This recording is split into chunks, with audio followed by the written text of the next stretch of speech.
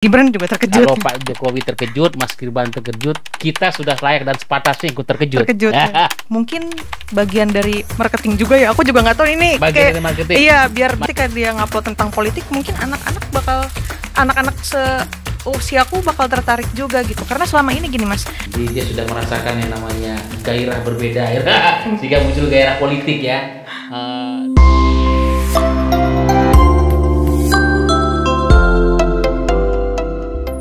Salam Indonesia. Salam jumpa dengan Syndicate Talk dari para Syndicate. Pada seri kali ini bersama Ari Nur Cahyo dan Lutfia. Baik. Halo, Via, kita jumpa lagi ngobrol-ngobrol. Masih lanjut soal dinasti, kayaknya Via lagi tertarik dengan dinasti. Iya nih Mas, kayaknya susah banget nih mau Jadi, naik. Pembicaraan soal dinasti ini muncul ketika ada kabar kemarin kan Kaesang, putra bungsu Presiden Jokowi, menginformasikan atau apa ya, dikabarkan ya. Mengaku tertarik. Mengaku tertarik itu yang laporan kakaknya ya? Iya, kakaknya. Mas Gibran. Kalau adik saya mungkin akan masuk ke politik. Iya. Jadi menarik. Dan itu mengejutkan Pak Jokowi juga ternyata Mas. Pak Jokowi terkejut. Iya, Mas Gibran juga terkejut. Kalau Pak Jokowi terkejut, Mas Gibran terkejut, kita sudah layak dan sepatasnya ikut terkejut. Ya. Karena memang di awal kira-kira mengapa Pak Jokowi terkejut, mengapa Mas Gibran terkejut? Tentu ya beda-beda tipis lah dengan keterkejutan kita.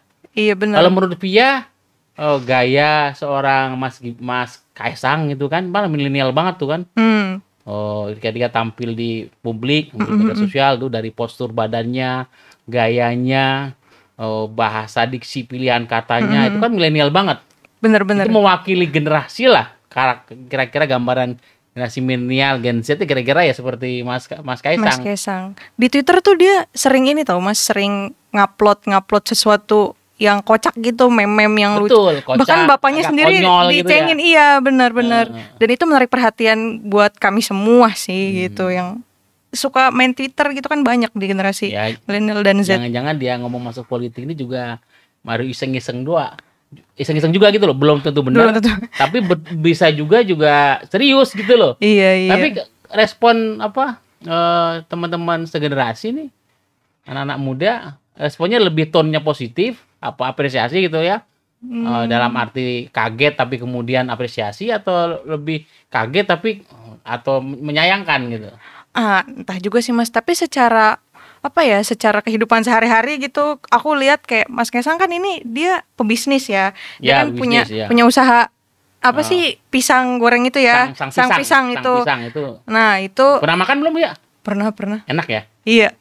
Saya enak Mas Kaesang. Ini nggak disponsorin loh, ini nggak disponsorin. Iya. Oke. Bukan sponsor ya, ini bukan ini memang dalam rangka kita melihat seperti apa sosok Mas Kaesang ketika memang mau masuk ke politik. Ya. Kita mau, menurut dia gimana tuh? Oke.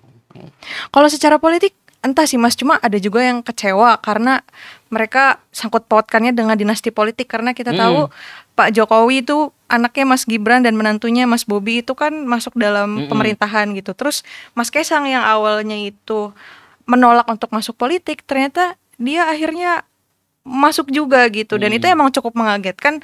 Temanku aja ada yang kaget, ada juga yang kayaknya bagus nih kalau Kaesang. Jadi ya macam-macam sih responnya. Kaget, gitu. Ada kaget yang tone-nya positif, ada kaget yang tone-nya agak cenderung negatif ya apresiasinya. Tapi kan kalau saya bisa jadi kan kalau kaget tone-nya positif ya bagus. Generasi anak muda, generasi milenial gitu ya, Gen Z gitu ya. Ini ada representasi generasi kemudian masuk ke politik, karena kan anak muda sekarang paling susah mengajak anak milenial Gen Z kan masuk politik. Benar, susah. Susah kan? Sementara ini padahal ini kan udah tipikal milenial banget kan, walaupun anak presiden mandiri, dia pengen bisnis sendiri, bahwa bisnisnya itu juga karena kemudian maju katakanlah, punya bahkan masuk ke bisnis olahraga kan, klub sepak bola kan. Kan bisnis sepak bola kan cukup panutan, tapi kemudian ketika masuk politik kan juga satu sisi ya positif. Karena memang ternyata anak muda generasi milenial Gen Z ini bukan hanya ngurus soal egosentrisme bisnis, mau mandiri, mau memang entrepreneur, tapi juga tertarik politik. Nah, suatu yang positif. Tapi kan terkejut kemudian tonnya negatif karena ini anak presiden. Kebetulan kakaknya juga masuk politik, kakak iparnya juga masuk politik gitu kan. Ya itu saja bahwa kalau menurut Via nih ya, menurut generasi Via nih, teman-teman Via, kira-kira Mas Kaisang ini tertarik masuk politik, cerita ke abangnya itu mungkin sebelumnya juga cerita ke Pak Jokowi juga, mungkin kita makan malam. Tapi ketika tertarik masuk politik, kira-kira karena apa gitu tertarik politik? Apakah karena memang panggilan zaman generasi? Karena setiap generasi katanya kan setiap zaman punya jiwa zaman yang melahirkan pemimpinnya sendiri. Setiap generasi punya karakter, punya kelakuan sendiri, dan kepemimpinan juga akan lahir dari zamannya. Apakah ini karena memang panggilan zaman generasi? Ataukah karena apa menurut Via tuh? Menurut saya ya Mas, kalau mewakili generasi kayaknya enggak juga sih. Cuma aku kan sebagai salah satu orang yang generasi Z ya, aku ngeliatnya Mas Kaisang tuh cukup menarik ya. Cuma alasan kenapa dia akhirnya bisa mau berkecimpung di politik mungkin bagian dari marketing juga ya. Aku juga nggak tahu ini bagian dari marketing. Iya, biar anak muda. Dari mananya? Dari bisnis pisangnya atau bisnis ke politiknya? Sepak bolanya. Ke politiknya gitu. Karena selama ini gini untuk ya Mas. Untuk menarik gerbong generasi anak muda untuk tertarik ke politik gitu. Paling enggak Kaisang yang awalnya hanya sekedar ngupload tentang bisnisnya, kehidupan sehari-harinya, terus mengupload meme-meme yang kocak gitu. Betul. Akhirnya ketika dia ngupload tentang politik, mungkin anak-anak usiaku bakal tertarik juga gitu. Karena selama ini gini Mas. Tapi itu sesuatu yang positif kan? Iya, positif. Karena kan bukan politik kan bukan sesuatu yang diharamkan. Politik bukan sesuatu yang ada image politik kotor. Politik itu punya generasi tua. Bahwa politik itu belonging to all generation gitu kan. Benar-benar. Bahwa ketika generasi muda sekarang itu antipati politik, ketika ada orang muda yang masuk politik, justru sesuatu yang positif kan. Dia menjadi lokomotif yang bisa menarik gerbong. Atau gimana menurut saya justru sesuatu yang nggak bagus gitu. Itu gimana? Menurutku dari sisi itu mungkin bisa bagus juga Mas. Aku ngeliatnya sisi bagus sih. Jadi paling nggak si anak muda ini bisa melihat ada sisi baik di perpolitikan gitu. Ada harapan gitu. Betul. Bahwa anak muda ini juga bisa loh masuk ke dunia politik. Betul. Karena selama ini kan berbagai media gitu udah memberitakan tentang para politisi-politisi yang kemudian banyak masalah gitu. Akhirnya kami anak muda tuh kayak punya trust issue gitu. Kayak dia lagi. Politik generasi old ini pokoknya buruk aja ya gitu. Iya, kesannya buruk. Tapi ketika Mas Kaisang muncul, mungkin ada harapan. Tapi yang jadi persoalan mungkin tadi soal dinasti politik tadi Mas. Iya. Nah, kebetulan ini kan Mas Kaisang juga public figure. Public figure, kebetulan juga anak presiden. Sebagai businessman juga dia juga cukup sukses, walaupun juga karena faktor bapaknya presiden bisa jadi ya. Tapi kan tinggal nanti bagaimana bisnisnya Mas Kaisang ini, lalu di sepak bola, di olahraga dia juga masuk ke ranah itu. Ketika masuk ranah politik ya nanti sebenarnya bagaimana pembuktian. Tapi kira-kira menarik nih kalau aku tanya Via nih, teman-teman, Mas Kaisang ini tertarik politik justru ketika dia sudah tidak lagi lajang, sudah menikah. Jadi karena biasanya kalau orang menikah itu perspektifnya berbeda tuh dengan ketika masih single, ketika menikah itu biasanya perspektifnya berubah. Kalau dulu kan ya saya hanya hidup untuk diri saya. Udah menikah itu paling enggak aku nanti punya istri, punya pasangan, dan kemudian punya keluarga, sehingga ada perspektifnya tentu akan lebih luas. Nah, ketika perspektif lebih luas itu ternyata pilihannya juga jadi lebih luas. Kalau dulu kan hanya bisnis kemudian ada olahraga, bisnis ya gitu, ekonomi ya. Memang anak muda sekarang kan katanya itu memang ya gandrungnya itu pokoknya bicara bisnis, entrepreneur, ekonomi gitu ya. Lalu juga bicara soal green isu-isu lingkungan green issue gitu, ekologi, termasuk juga bagaimana politik itu berintegritas, politik yang bebas korupsi. Itu kan preferensi politik orang muda. Jadi orang muda kan bukan alergi politik, tapi dia melihat mungkin generasi oldnya Itu kan tadi ya kata Via kan, tapi dia justru punya harapan baru terus tadi. Bagaimana dari ekonomi, bagaimana melihat ekologi, lingkungan, dan juga bagaimana soal politik yang bersih. Bersih. Nah, kira-kira Mas Kaisang itu membawa misi itu nggak? Kalau atau bisa kita percayakan nggak membawa misi itu? Ya mungkin sedikit banyak juga sih Mas yang berharap gitu. Karena kelihatannya tuh dia jadi orang yang sangat anak muda banget lah gitu. Maksudnya tuh paling enggak terlepas dari dia bisa mewakili secara politik ya, anak muda, tapi paling enggak dia bisa membuat mereka tuh ngelirik dia gitu. Aku sih ngeliatnya di situ ya. Cuma terlepas dari kepentingannya dia atau gimana-gimana, aku belum bisa ngebaca sampai situ sih. Jadi dia marketer yang baik untuk politik. Jadi ketika dia masuk dia akan menarik. Tapi dari sisi misi atau dari sisi panggilan dia politik tadi, kira-kira dia tertarik itu lebih karena tadi udah keluarga. Jadi dia sudah merasakan yang namanya gairah berbeda sehingga muncul gairah politik ya. Lebih karena itu atau memang udah kebutuhan sekarang. Kebutuhan dia maksudnya memang ya sudah saatnya sekarang anak muda tampil politik, atau justru karena pengaruh misalnya pengaruh abangnya. Gitu. Lebih masuk gini, faktornya lebih ke internal. Internal Mas Kaisang, karena memang pergulatan dia sampai pada putus saya tertarik politik, atau lebih karena pengaruh eksternal, ngelihat bapaknya mungkin Jokowi, ngelihat abangnya Mas Gibran, Mas Bobi gitu ya. Atau melihat lingkungan eksternal politik yang kemudian dia, atau juga bisa jadi pengaruh istrinya. Wah, Mas kamu nggak tertarik politik? Wah, bapak politik. Bisa jadi kan ngobrolan, karena kan sekarang kan ketika sudah menikah kan obrolan sering berdua. Atau juga pengaruh teman-temannya atau lingkungan sekitarnya. Kira-kira kalau Via ngelihatnya gimana sih, lebih dorongan internal atau memang pengaruh eksternal? Sulit Mas. Tapi apapun itu ya, kalau menurutku kan dia memang punya bisnis ya. Jangan sampai nanti ketika dia cemplung di politik dia sambil jualan gitu dan mempertahankan perusahaannya dia dengan menjabat sebagai politisi gitu. Nah, jadi antara ketika sudah masuk politik jangan sampai kemudian wilayah bisnis dan wilayah politik itu ada ya biasa dilindungin gitu loh Mas. Jadi kayak kartel-kartel yang di film satu bentuk kartel kekuasaan, persekongkolan antara bisnis dan politik. Tapi kan hanya bisnis kecil baru ini. Tapi kira-kira apa ya kalau kita mengibaratkan Mas Kaisang masuk politik itu lebih karena memang ngelihat politik itu sesuatu yang menjanjikan. Ya, perspektif gitu, karena kan pasti dia punya naluri bisnis ya, ibaratnya nih bisnis ini nih menarik sehingga dia melihat perspektif, atau karena lebih karena luar, atau karena lebih dari dorongan saya juga terpanggil, atau apa kalau buat anak muda nih teman-teman Via gitu loh, lebih mengapresiasi yang mana sih, lebih ke dorongan internal atau faktor luar atau dua-duanya, atau bagaimana mengapresiasi Mas Kaisang masuk ke politik?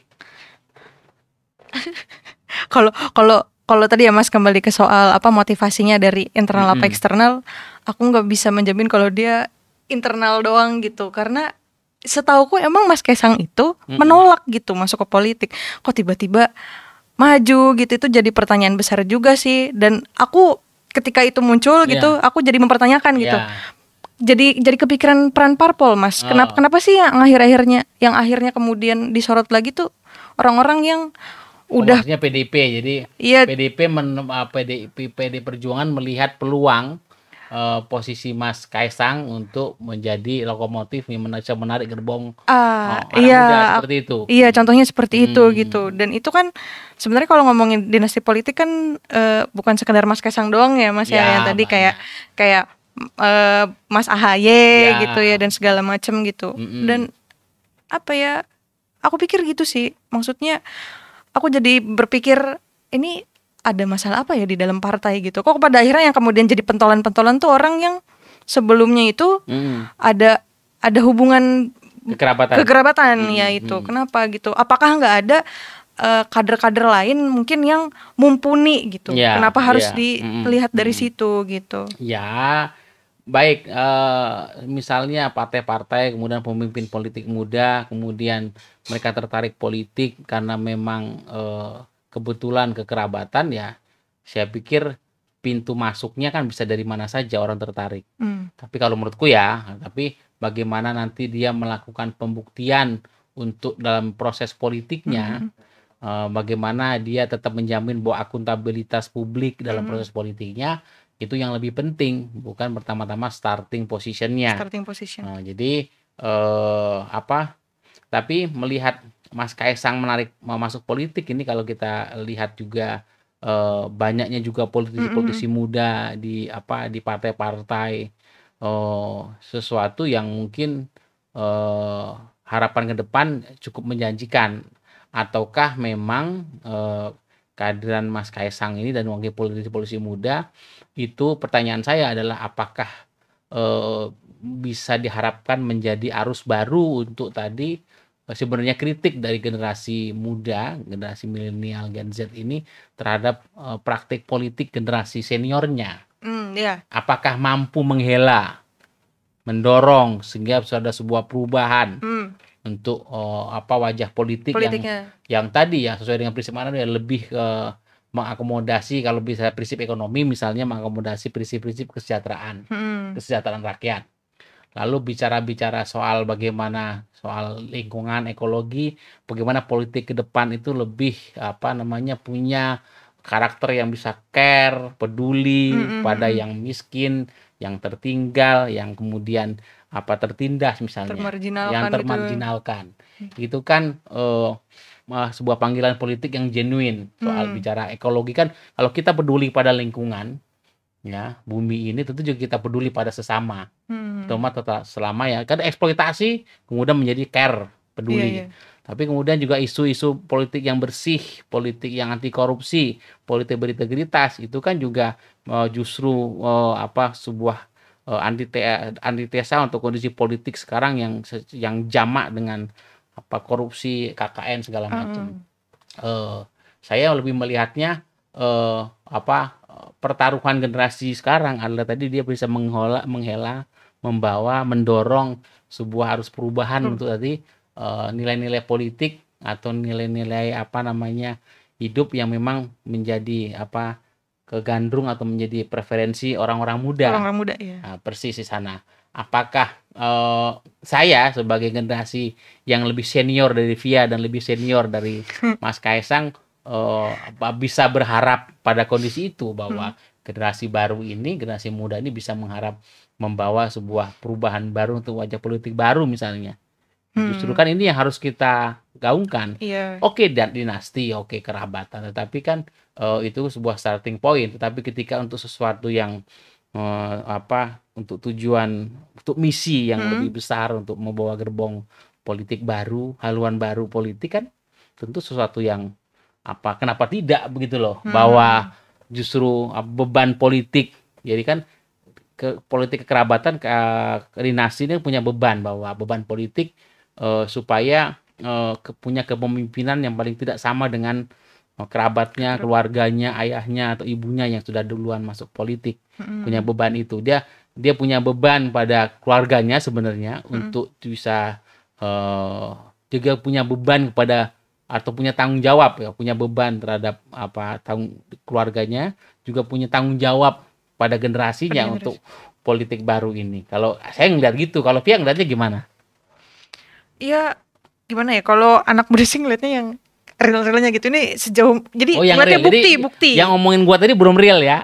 itu kan sebaiknya seperti itu tuh Mas. Iya. Nah, kalau kita empiris banget kali ya ngeliatnya dari buktinya gitu, seperti apa benar, gitu. Benar, ya, Nah, terus emang iya sih, itu kayak sesuatu yang perlu diperjuangkan ya Mas, yang kayak gitu ya Mas ya. Nah, terus pada akhirnya yang kemudian dipertanyakan tuh, ini sejauh mana sih gitu peran parpol itu sendiri, dan kemudian sejauh mana kader yang kemudian bakal ditunjuk sebagai emasnya mereka gitu, ace-nya mereka gitu. Bukan jadi kaleng-kaleng ya, jangan kaleng-kaleng. Iya gitu. Nah kan selama ini kan kayak nggak kelihatan gitu Mas, kayak proses pemilihannya gitu loh Mas, proses di dalam kaderisasi di partai. Kaderisasi di partainya itu seperti apa gitu. Nah, aku juga berharapnya kayak gitu tuh yang tadi Mas Ari bilang. Cuma ini kayak gini gitu kan, lagi-lagi ngomongin dinasti politik lagi Ya, seperti itu. ya. Nah, gitu sih Mas. Terus Jadi harapannya pada partai politik nih. salah Ya satunya. karena kan memang Iya. dalam sistem demokrasi memang partai politik itu rahimnya Ah, demokrasi ya. Baik buruknya demokrasi itu akan terrepresentasi bagaimana sebenarnya peran partai politik. Kalau partai politiknya bisa menjalankan fungsi-fungsi kaderisasi, membangun sistem kepartaian, penguatan partai, eh, bisa mendeliver representasi politik yang baik untuk bagaimana aspirasi dan mensejahterakan masyarakat, bagaimana antara aspirasi harus bottom up ya, dan kemudian policy iya. kebijakan itu kan sebenarnya lebih ke top down, itu kan harus linear. Sedangkan antara arus top down bottom up dan top down itu tidak linear. Kadang-kadang aspirasi masyarakat, apa yang ingin masyarakat tidak kemudian menjadi aspirasi ke kebijakan dan policy dari pemerintah. Ini kan kadang-kadang problem demokrasi kita. Nah, partai politik punya peran untuk membangun kongruensi dari arus ke bawah dan arus ke atas tadi. Nah, termasuk juga soal kaderisasi. Jadi semua resource dari partai politik ya berhak untuk ikut dalam mekanisme partai dengan kaderisasinya. Jangan kemudian membedakan ini anak ketua umum, anak kemudian anak presiden atau anak menteri atau anak pejabat punya privilege yang berbeda. Justru kita akan melihat sebenarnya konsistensi partai dalam melakukan pendidikan kader, kaderisasi kaderisasi buat kader partai ini yang kemudian menjadi kunci sebenarnya. Siapapun boleh, ya termasuk anak presiden misalnya Mas Kaisang, tapi kita lihat nanti Mas Kaisang apakah ikut dalam proses-proses tahapan politik yang dilakukan oleh partai politik, apakah dia mau masuk PDI Perjuangan misalnya. Tinggal bagaimana apakah Mas Kaisang ikut betul mekanisme partai ini, ya, bukan kemudian lantas karena anak presiden punya privilege, punya keistimewaan, diberikan akses kemudian jadi beda. Ini yang kemudian egalitarianisme dalam proses kaderisasi partai itu menjadi kunci atau hal yang sangat penting yang bisa kita lihat soal ini. Saya ngeliatnya gitu. Makanya dinasti itu ketika kekerabatan politik itu mencengkram sebuah sistem politik sehingga politik menjadi koruptif, nepotif gitu ya. Kemudian berbau KKN. Jadi tidak setiap kekerabatan politik menjadi dinasti politik. Tetapi kekerabatan politik bisa menjadi dinasti politik ketika elitisme yang terjadi karena kekerabatan itu menjadi berwatak KKN tadi gitu loh. Oke. Saya sih ngelihatnya begitu. Jadi ya dinasti politik itu sudah sampai pada kondisi bahwa kekerabatan politik itu melahirkan politik yang korup dan KKN gitu loh. Iya itu. Selama ini kan kalau misalnya ketika ngomongin dinasti politik, dikit-dikit nanti pikirannya ke zaman Orba Mas. Ngomongin keluarga cendana gitu kan, yang 32 tahun di Indonesia gitu, terus usahanya di mana-mana dan segala macam gitu, dan mungkin dari trauma sejarah seperti itu akhirnya bikin kami tuh kayak antipati gitu, dan jadi kayak sulit untuk percaya gitu. Paling enggak kalau misalnya memang ada sosok seperti Mas Kaisang yang mungkin bakal memberi harapan, terus kinerjanya juga bisa terbukti dan segala macam, pokoknya terbukti baik, baik. Jadi mungkin bisa membuktikan kualitas dirinya ya, bukan hanya kaleng-kaleng tapi juga emas atau mungkin berlian yang kemudian dipoles oleh partai yang kemudian makin mengkilat, bukan kemudian ketika dipoles-poles malah ternyata kaleng-kaleng. Itu kan justru kan saya melihat kekerabatan politik itu tantangannya kan tadi pilihannya kan. Ketika kekerabatan politik kan sebuah kondisi starting point ya. Kekerabatan politik itu godaannya dua. Godaan positifnya adalah godaan positif, godaan negatif. Godaan positif. Godaan kayak negatif. Ya, godaan kan yang menggoda kan bukannya seton, itu juga malaikat juga menggoda kan, menawarkan. Menggoda berbuat baik. Jadi godaan yang negatif adalah ketika kekerabatan politik menjadi dinasti politik yang melanggengkan KKN. Ya, dinasti menjadi karakter politik yang kemudian mengembangbiakan kekuasaan, menjadi tenaga kekuasaan yang kemudian jadi praktik KKN tadi. Tapi kekerabatan politik juga bisa dimaknai positif ketika dia memikul tanggung jawab dari kerabat atau keluarganya yang politik, tapi kemudian beban ini kemudian menjadi sebuah standar akuntabilitas soal kualitas kepemimpinan dan kinerja dia ketika dia menjadi seorang politisi.